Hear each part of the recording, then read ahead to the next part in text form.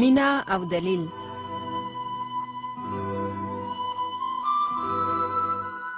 یوې نجلۍ له خپل مین نه پوښتنه وکړه ولې را سره مینه لرې؟ مین ورته وویل بس لرمې.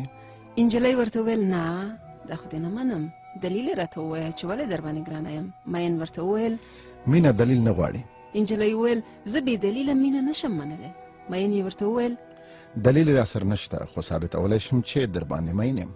نجلۍ سر وخوځاوه، ټینګار یې وکړ چې نه نه ما ته به یې دلیل وایي چې ولې را باندې مین یې. مین ځواب ورکړ ځکه چې ښکلې یې، چې شیرین غږ لرې، چې خوږې خبرې کوې او چې روانه نو د غره د غېږې د سیند غوندې د مستۍ او پاکۍ کاروان در سره بهیږي.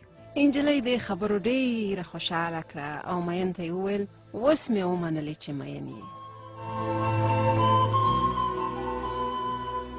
له بده مرغه څو ورځې وروسته نجلۍ له بامه را پرېوته، پښې یې ماتې شوې، پوزه یې ماته شوه او غږ یې تت شو. مین یې پوښتنې ته ورغی، دا بېهوشه پرته وه. ده ورته لیک ولیکه او د دې تر بالښت لاندې یې کېښود. په لیک کې لیکلي وو پوزه دې ماته ده، اواز دې ناست دی، له خبرو لوېدلی او د امسا محتاجه به نو که مینه په دلیلونو وای زه باید ووایم چې راباندې ګرانه نه یې، خو شکر چې مینه دلیل نه غواړي او ته مې بیا هم د زړه سلطانه یې. هوس مري خو مینه نه مري. هوس وای ضرورت درته لرم ځکه راباندې ګرانه یې، خو مینه وای راباندې ګرانه یې ځکه درته ضرورت لرم. دا د بخت کار دی چې څوک د ژوند ته لاره پیدا کوي، مګر دا د مینې کار دی چې څوک د زړه ته لاره پیدا کوي.